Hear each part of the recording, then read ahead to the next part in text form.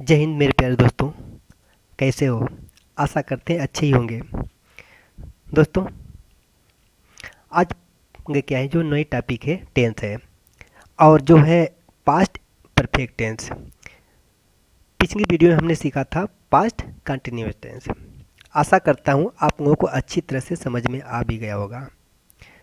और आज की वीडियो में हम सीखेंगे पास्ट परफेक्ट टेंस। दोस्तों, पास्ट परफेक्ट टेंस जैसे पिछली वीडियो में हर किसी टेंस के बारे में सीखते हैं, वैसे भी सेम नियम यही है। उसकी पहचान, ठीक ना, उसके नियम, अफर्मेटिव, निगेटिव, इंट्रोगेटिव, इतना तो सेम है, ठीक ना। अब दोस्तों बात आती है इसकी पहचान की। जो पास्ट परफेक्ट टेंस है उसकी पहचान क्या होती है?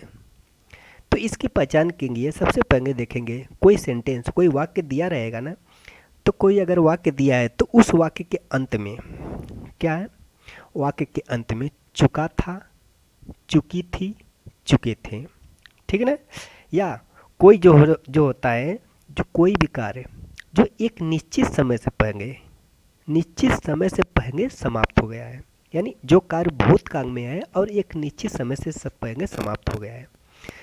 जैसे मेरे को खाना था 2 बजे, तो आप कहोगे सर मैं पहले ही खा चुका हूँ, ठीक ना। तो एक निश्चित समय से पहले ही हो गया ना, तो ये आता है पास्ट परफेक्ट टेंस में आता है। चलिए इसी के बारे में हम पहचान, उसके नियम और उसके फार्मूले के आधार पर टेंस को बनाते हैं, ठीक है। अब दोस्तों देखिए, आपके सामने पहचान है। जिस वाक्य के अंत में चुका था, चुकी थी, चुके थे आदि शब्द आए तो वो का क्या कहलाता है? पास्ट परफेक्ट टेंस कहलाता है, ठीक ना। यहाँ तक क्लियर हो गया।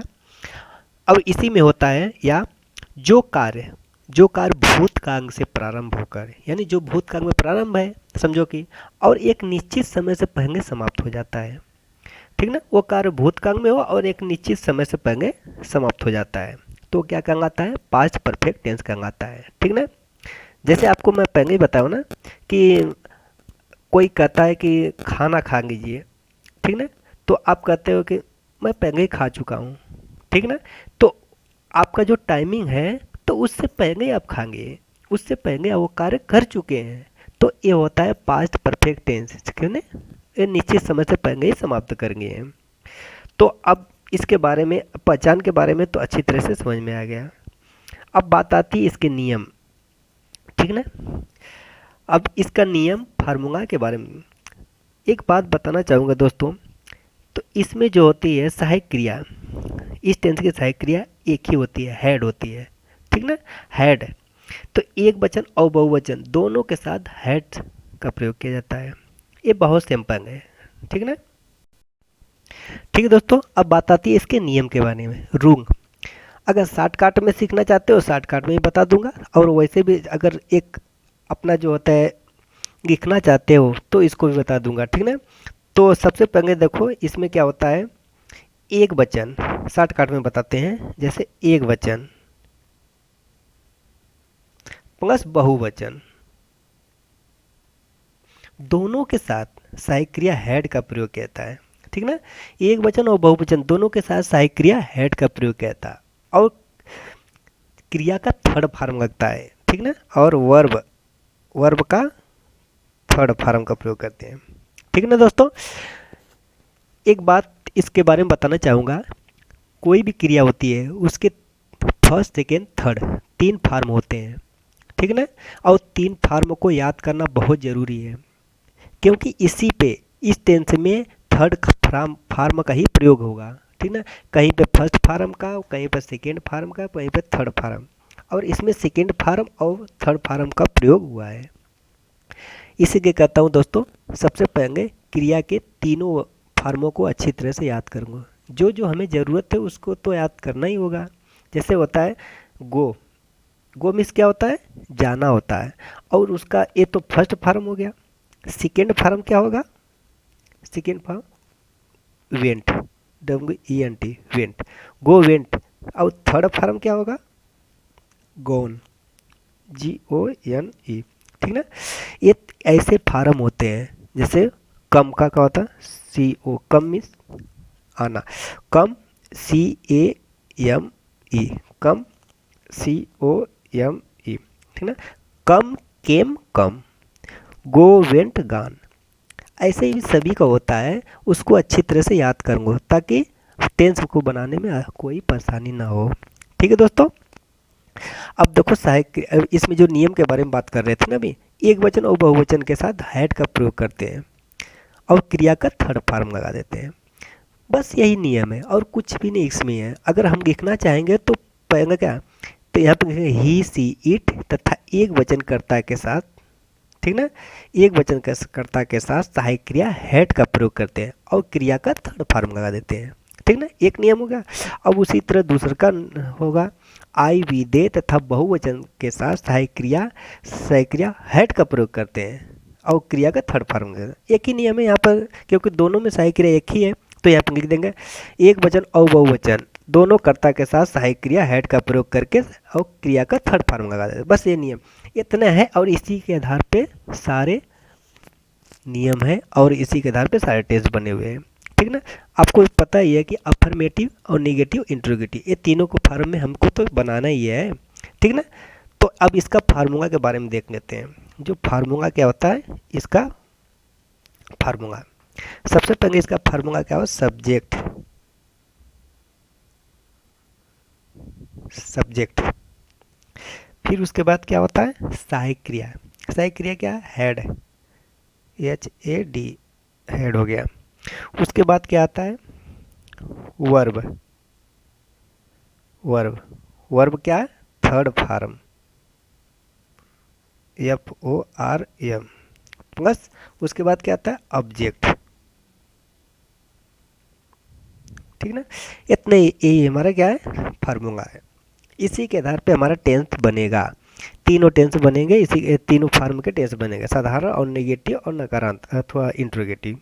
ठीक ना। इसी में subject plus head plus verb का थर्ड फॉर्म प्लस ऑब्जेक्ट। ठीक है। अब चलते हैं टेंस को बनाएं।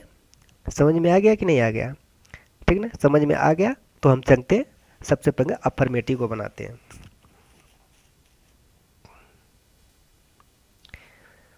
ठीक है दोस्तों, चलते हैं, हमको टेंस को बनाते हैं। ठीक ना। अब यहाँ पे देखिए कुछ एग्जाम्पल लेते हैं। मैं स्कूल जा चुका था, जा चुका था।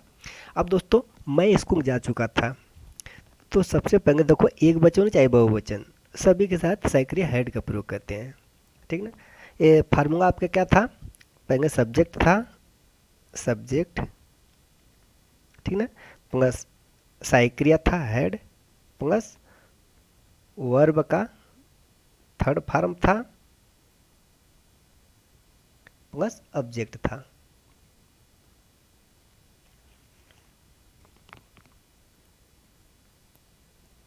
ठीक ना।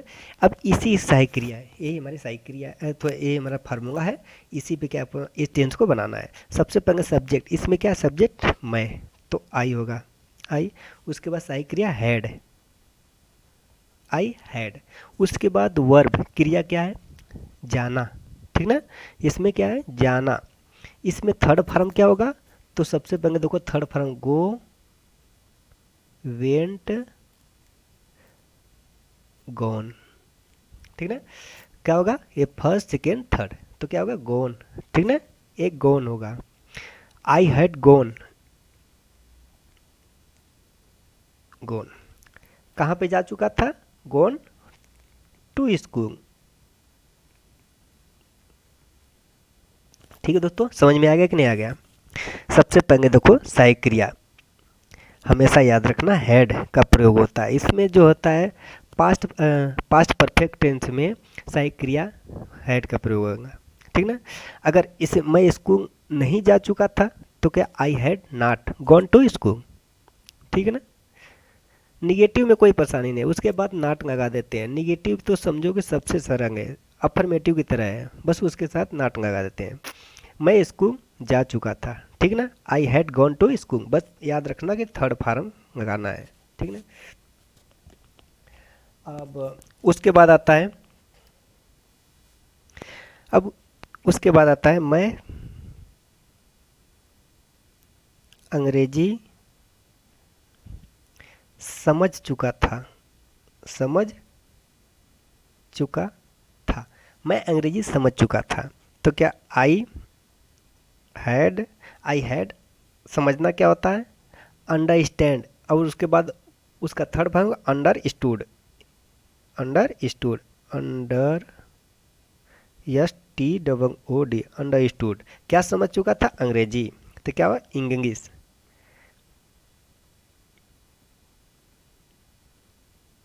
ठीक ना, मैं मैं अंग्रेजी समझ चुका था। ठीक है, अब उसके बाद एक और देख लेता हूँ। गाड़ी गाड़ी खूब चुकी थी, खूब चुकी थी। ठीक ना, गाड़ी खूब चुकी थी। तो गाड़ी का मतलब कोई ट्रेन हो गया, ट्रेन, द ट्रेन, यहाँ पे द TRAIN, ट्रेन, हैड। ठीक ना, द ट्रेन क्योंकि चुकी थी तो हैड क्या हुआ, खूबना का मतलब स्टार्ट हो चुकी थी। ठीक ना, स्टार्ट, तो थर्ड फॉर्म का स्टार्टेड, STARTED। ठीक ना, स्टार्ट। अब इसी में दोस्तों अगर बड़ा टेंस को बनाना है तो बड़ा है, जैसे इसमें जो प्रचलित है, जैसे डॉक्टर के आने से पहले रोगी मर चुका था, मेरे स्कूल पहुंचने से पहले घंटी बज चुकी थी, ठीक है ना, उसके बोलने से पहले मैं समझ चुका था। ऐसे ऐसे प्रश्न होते हैं जो बहुत ही महत्वपूर्ण होते हैं। ठीक ना, तो देखते हो स्कूल पहुंचने से पहले घंटी बज चुकी थी, यहाँ पे लिखेंगे स्कूल पहुंचने से पहले घंटी बज चुकी थी। अब दोस्तों अगर ऐसे प्रश्न, ऐसे मगर टेंस आए, ऐसे वाक्य में आए, हमको टेंस बनाने के लिए, तो सबसे पहले क्या करोगे, सबसे पहले लास्ट वाला देखना, घंटी बज चुकी थी, क्या है, घंटी बज चुकी थी। तो सबसे पहले हमारा टेंस होता है इतना बनाएंगे, कभी भी आखना घंटी बज चुकी थी। ठीक ना, यानी हमारा जो है ये क्या है, परफेक्ट टेंस। तो ये घंटी, तो यहाँ पे क्या लिखोगे, the bell, the bell, bell means क्या होता है, घंटी, दी बेल। उसके बाद होता है सहायक क्रिया, क्या है, हेड। उसके बाद रिंग, बजना क्या होता है, रिंग होती है। तो क्या होगा, थर्ड फॉर्म क्या होगा, रंग, RUN, दी बेल हैड रंग। अब देखो बिफोर हमेशा लगाना, उसके बाद यहाँ इतना तो हो गया ना, उसके बाद बिफोर, BEFORE, बिफोर, बिफोर, अब बिफोर, उसके बाद स्कूल पहुंचने से पहले, बिफोर, ठीक है, before the school reached, the school reached. ठीक ना, याद रखना जब बिफोर के बाद हमेशा एक क्या होता है, सेकेंड फॉर्म का प्रयोग करते हैं, कर्ता को जो होते हैं सेकेंड फॉर्म का प्रयोग, अरे क्रिया का सेकेंड फॉर्म का प्रयोग करते हैं, इसे हमेशा याद रखना। ये जो इससे पहले थर्ड फॉर्म को प्रयोग करते हैं। अब जैसे होता है, एक और देख लेते हैं, डॉक्टर के आने से पहले रोगी मर चुका था, डॉक्टर के आने से पहले, पहले रोगी मर चुका था, रोगी मर चुका था, डॉक्टर के आने से पहले रोगी मर चुका था। ठीक है ना, अब इसको करना है, तो यहाँ सबसे पहले आपको बताया था ना, रोगी मर चुका था, पहले इसका करो, तो क्या लिखोगे, दी पेशेंट, रोगी मतलब पेशेंट होता है, दी PATIENT, the patient, the patient had, सही करिए ना, हैड डाइड, क्योंकि थर्ड फॉर्म को प्रयोग करना, DIED, डाइड।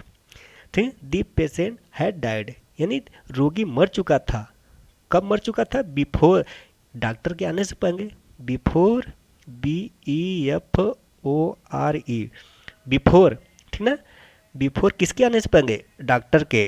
तो डी डी DOCTOR, डॉक्टर आने से पहले, तो क्या होगा, केम, ठीक ना। ये सेकेंड फॉर्म कम नहीं है, एक केम है, ठीक ना, ये ए है। The patient had died before the doctor केम, ठीक ना। समझ में आ गया दोस्तों, इतना तो समझ में आ गया होगा, ठीक ना। ऐसे मगर कभी भी पूछते हैं, कोई पूछ देता है, इसी कारण हमेशा याद रखना।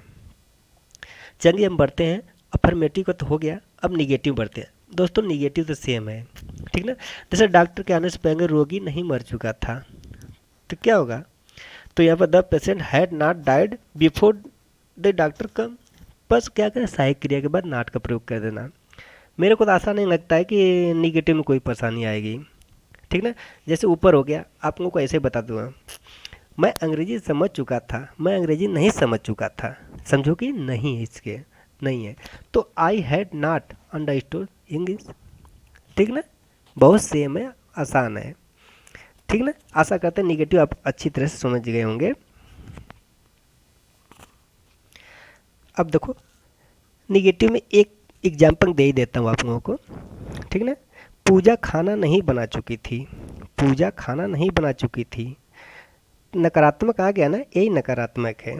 अब देखो पूजा, POOJ, पूजा हैड, इसके बाद नाट का प्रयोग करते हैं, है नाट।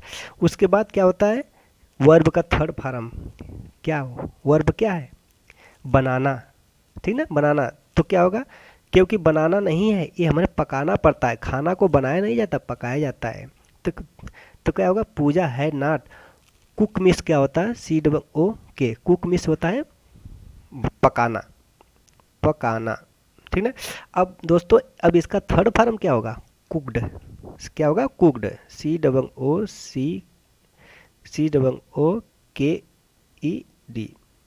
ठीक ना, COOKED, कुकड क्या है, फूड, FOOD, ठीक है दोस्तों। पूजा हैड नॉट कुकड फूड, पूजा खाना नहीं बना चुकी थी, समझ में आ गया ना।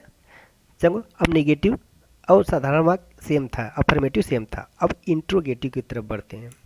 इंट्रोगेटिव,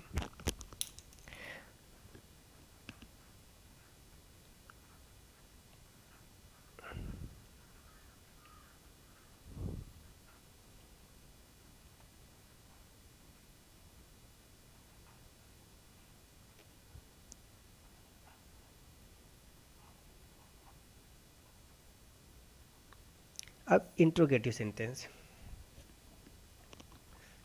अब दोस्तों बात आती है इंट्रोगेटिव सेंटेंस की।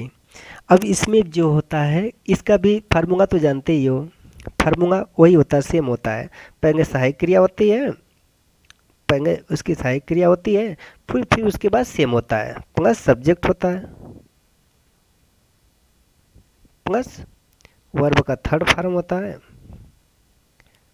Third form plus object, question mark, ठीक ना। अब अगर कोई नकारात्मक निगेटिव में आए तो क्या करते हैं, ये यहाँ पर नॉट का प्रयोग कर देते हैं, निगेटिव में हो तब। तो अगर इंट्रोगेटिव निगेटिव दोनों साथ में हो तो क्या करते हैं, तो यहाँ पर जैसे INTRO, intro, GATIVE, interrogative plus negative, ठीक है ना। दोनों को अगर साथ में हो तो क्या करते हैं, head plus subject plus not, बाकी सेम उतार देते हैं, ठीक ना, प्लस वर्ब का third form plus object, question mark, ठीक ना। अगर अगर प्रश्नवाचक शब्द जो होता है वाक्य के बीच में हो तब, चलो इसको लास्ट में बता देंगे, पहले इन दोनों को देख लेते हैं, इसी पे एग्जाम्पल देख लेते हैं। तो यहाँ पे लिखेंगे क्या, पूजा खाना बना चुकी थी, खाना बना चुकी थी। क्या पूजा खाना बना चुकी थी? तो यहाँ पे सबसे पहले क्या लिखोगे? सबसे पहले सहायक क्रिया को had, had Pooja, had Pooja. उसके बाद क्या है? वर्ब, क्रिया क्या होता है? Cooked, had Pooja cooked, COOK, cooked food, FOOD, question mark, had Pooja cooked food. ठीक ना। अब इसी में निगेटिव में आ जाए तो क्या करते हैं? क्या पूजा खाना नहीं बना चुकी थी? यहाँ पर लिखें क्या पूजा खाना नहीं बना चुकी थी। तो यहाँ पर क्या का मतलब होगा? हैड का प्रयोग होगा, सहायक क्रिया। अगर क्वेश्चन मार्क यहाँ पर सामने हो यानी सबसे पहले आगे हो तो इसका प्रयोग सहायक क्रिया का प्रयोग करते हैं। कोई भी हो तो सहायक क्रिया का प्रयोग करते हैं। Had Pooja not cooked food, cooked food, question mark. ठीक ना। Had Pooja not cooked food. ठीक है, समझ में आ गया ना। यदि प्रश्नवाचक शब्द वाक्य के बीच में हो तब, जैसे पूजा खाना क्यों बना चुकी थी? बना चुकी थी, क्वेश्चन मार्क। अब देखो इसमें क्वेश्चन मार्क क्या है? बीच में आया हुआ है, पहले आगे क्या नहीं आया है। ठीक ना। तो क्या जब ये बीच में आता है तो इसकी अंग्रेजी यहाँ पे लिखते हैं वाई, उसके बाद सहायक क्रिया। देखो सहायक क्रिया had Pooja, why had Pooja. ठीक ना। Cooked food.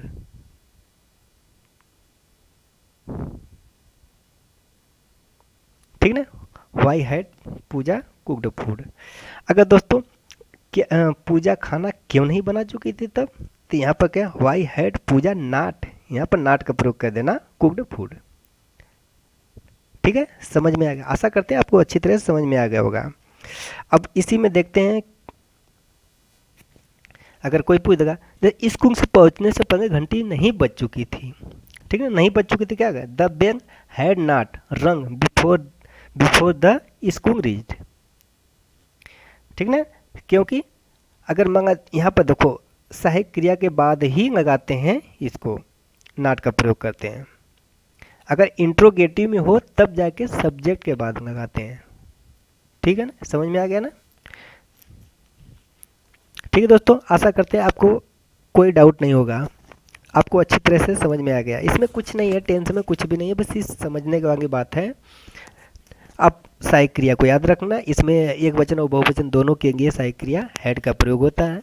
और 3 स्टेप में इसको बनता है, जैसे अफर्मेटिव और निगेटिव इंट्रोगेटिव। जब सभी का फार्मूला सेम है, नियम सेम है, सिर्फ क्या है चेंज हो जाता है सहायक क्रिया। ठीक ना। और सभी को मैं बता दिया, आशा करते हो अच्छी तरह से समझ गए होंगे। और क्या करना, एक बात और बताना चाहूँगा कि अब जो होता है क्रिया के तीनों फार्मों को अच्छी तरह से याद रख लेना। जब इसको याद रखोगे कि तो टेंथ बनाने में कोई परेशानी नहीं आएगी, क्योंकि ये तीनों फार्म आपके लिए बहुत ज़रूरी है। ठीक है दोस्तों, आज के लिए बस इतना है, फिर मिलेंगे नेक्स्ट वीडियो में, तब तक के लिए जय हिंद दोस्तों।